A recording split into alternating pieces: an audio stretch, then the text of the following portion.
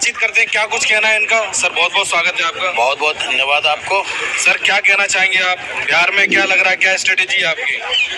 बिहार में बिहार की जनता इस बार चुनाव लड़ेगी, क्योंकि बिहार की जनता कभी लालू जी की गोद में पनपता रहा, फलता रहा, फूलता रहा, अब नीतीश जी के गोद में, एनडीए की गोद में पनप रहा, फूल रहा है। बस पैटर्न इतना ही बदल गया है कि उसको जंगल राज कहते थे, अब यहाँ पिस्तौल की राज कहते हैं, जहाँ की प्रशासन दरोगा तक सुरक्षित नहीं हो, हर दूसरे दिन एक दरोगा की, एक पुलिस की हत्याएं हो जाती हो, हर तीसरे दिन मुस्लिमों को, मौलानाओं को पीटा जाता हो, हर चौथे दिन किसी ब्राह्मण की हत्या हो जाए, हर पांचवें दिन कोई ठाकुर निशाने पे हो, तो अब बिहार की जनता अंगराई लेगी। क्योंकि बिहार वो धरा है कि गांधी जी जन्म तो जरूर लेते हैं गुजरात में, लेकिन जब सत्याग्रह आंदोलन करना होता है तो उन्हें बिहार की जनता, बिहार की आबोहवा पसंद आती है और बिहार से सत्याग्रह आंदोलन होता है। अंग्रेज भारत छोड़ो। अब जो बिहार से राजनीति होगी वो ये होगा कि बिहार के लुटेरो, एनडीए है, बिहार के लुटेरो, आरजेडी और कांग्रेस, ये बिहार छोड़ो, अब हम पतंग उड़ाएंगे, खुशहाली से रहेंगे। अच्छा पंडित जी, ये तो बात हो गई, आपने कह लिया।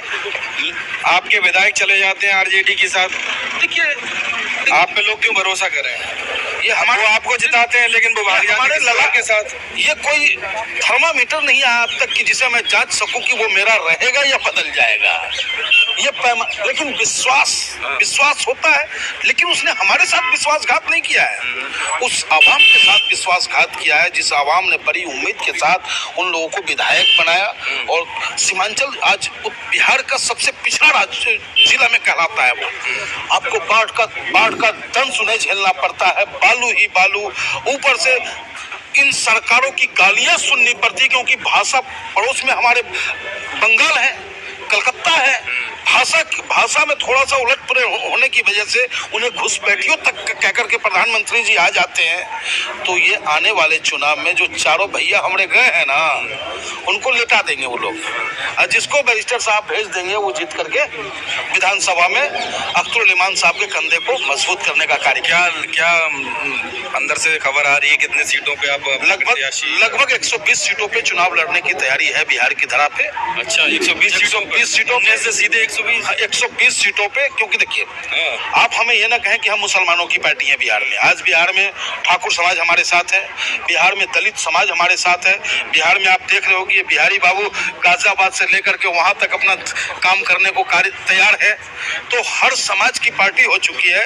बिहार में लगभग 40 सीट ऐसे हैं जहाँ की मुस्लिम मतदाता प्रभावित करता है, और बाकी सीट जो है जहाँ ठाकुर और ब्राह्मण प्रभावित करता है। और जब जातीय समीकरण की बात होगी तो 18% मुस्लिम है, 4% ब्राह्मण है, 3% ठाकुर है, बाकी सभी समाज की हम बात। जी, आप वहीं क्यों खड़े करते हैं जहाँ मुस्लिम समाज का ज्यादा है, बहुमूल्य है, वहीं क्यों खड़ा करते हैं? ऐसा आप नहीं कहा। साहिबाबाद से मैं चुनाव लड़ा, 1 लाख मुस्लिम था, नहीं 1 लाख मुस्लिम और 13 लाख हिंदू, उसके बीच ऑल इंडिया मुस्लिम का सिपाही बना मैं चुनाव लड़ा। तो ऐसा आप नहीं कह सकते कि हम मुस्लिम क्षेत्र में ही चुनाव लड़ते हैं, लेकिन चुनाव लड़ने का एक मैथमेटिक्स है, उस फार्मूला के तहत ही चुनाव लड़ा जाएगा।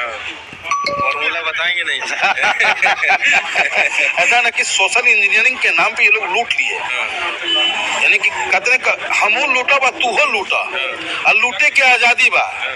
अब बिहार के जो वर्तमान में जो राजनीतिक दल बा, सबसे बड़ा उग्रवादी बा, जो कि कभी जाति के नाम पर लड़ा देता है, कभी धर्म के नाम पे लड़ाता है, और बस सत्ता पे काबिज रहता है। पंडित जी, अगर हम बात करें उत्तर प्रदेश में 22 लड़े, वहाँ पर जमानत जब्त आपकी, बिहार लड़े 5 जीते, वहाँ 4 गए, महाराष्ट्र लड़े, इम्तियाज जलील भी हार गए, विधायकी का भी चुनाव हार गए, एक विधायक जीता आपका 73 वोटों से। हार क्या लग रहा है? ग्राफ जैसे ऊपर जा रहा था वैसे ही नीचे आ रहा है धीमे धीमे।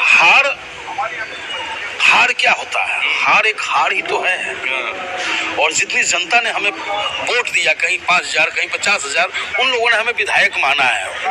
और 2022 उत्तर प्रदेश की जहां तक आप बात करते हो, जब हम चुनाव लड़े थे 0.3% वोट हमें मिला था।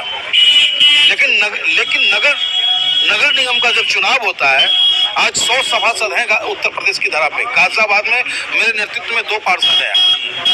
तो आप ये, और वोट का परसेंटेज लगभग 7% पे हम पहुंच चुके हैं, और आने वाला चुनाव जो होगा आपका, वो निश्चित रूप से हम 20% के आंकड़ा को पार करने जा रहे हैं। पंडित जी क्या लग रहा है 27 में आप भी चुनाव लड़ सकते हैं? लड़ेंगे क्या? देखिए, हमारा मकसद एमएलए बनना नहीं, सांसद बनना नहीं, हमारा मकसद है कमजोरों की आवाज बुलंद करना, और राष्ट्रीय नेतृत्व का जो निर्णय होगा उसका स्वागत करेंगे।